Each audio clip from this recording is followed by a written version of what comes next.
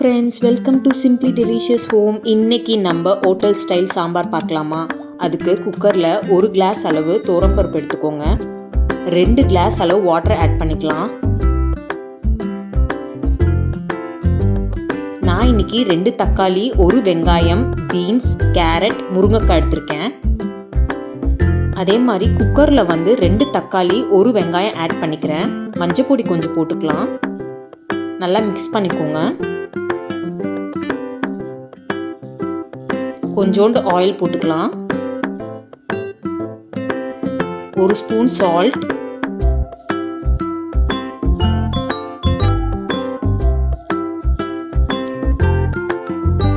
நான் 1 விசில் விட்டுட்டு 5 நிமிஷம் கழிச்சு ஆஃப் பண்ணுவேன் துவரம்பருப்பை. அதுக்குள்ள நம்ம காயெல்லாம் போட்டு வேக வச்சுக்கலாம். காயெல்லாம் போட்டதுக்கு அப்புறமா 1 விசில் விட்டுக்கோங்க.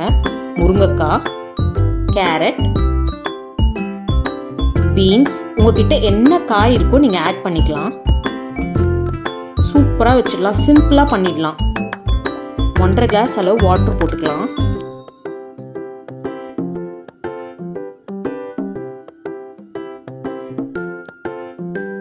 இதுதான் பார்த்தீங்கன்னா அளவு ஸ்பூனு.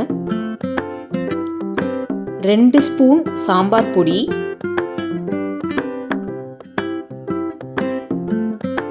2 ஸ்பூன் குழம்பு பொடி,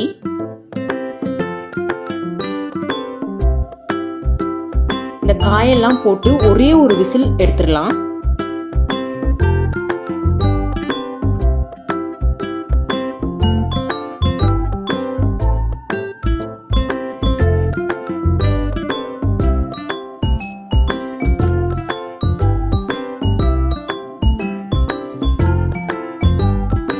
நம்மளோட துவரம்பருப்பு நல்லா குக் ஆயிடுச்சு. அதை நல்லா கடைஞ்சிக்கோங்க. காயும் குக் ஆயிடுச்சு. ஒரு விசில்ல எல்லாத்தையும் ஆட் பண்ணிக்கலாம். புளி கொஞ்சோண்டு நான் ஊற வச்சிருக்கேன், அதுவும் கொஞ்சம் ஆட் பண்ணிக்கலாம். நான் 6 பூண்டு எடுத்திருக்கேன், அதை தட்டிக்கலாம். ஒரு கடாயில் ஆயில் போட்டுக்கலாம். தாளிக்க கடுகு போட்டுக்கலாம் 1 ஸ்பூன்.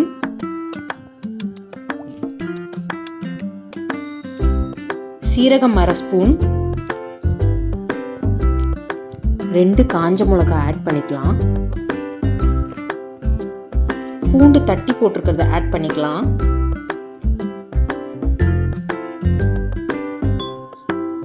பெருங்காயம் கொஞ்சம் போட்டுக்கலாம். அந்த சாம்பார் கொதிக்கிறதுல நம்ம கொஞ்சம் கருவேப்பிலை ஆட் பண்ணிக்கலாம். தாளிச்சதுக்கு அப்புறமா எல்லாத்தையும் போட்டு மிக்ஸ் பண்ணிக்க போகிறோம். சூப்பரான சாம்பார் ரெடி ஆயிடுச்சு. இது தோசை, இட்லிக்கெல்லாம் வேற லெவலில் இருக்கும். பொங்கல் இதுக்கெல்லாம் சூப்பராக இருக்கும். ட்ரை பண்ணி பாருங்க ஃப்ரெண்ட்ஸ். லாஸ்ட்ல கொஞ்சம் கொத்தமல்லி தூவிக்கலாம். சூப்பரான சாம்பார் ரெடி. தேவையான அளவு சால்ட் நீங்கள் எவ்வளோ தேவையோ அதுக்கு தகுந்த மாதிரி யூஸ் பண்ணிக்கோங்க. நம்ம சாம்பார் சூப்பராக ரெடி ஆயிடுச்சு. ட்ரை பண்ணி பாருங்கள் ஃப்ரெண்ட்ஸ்.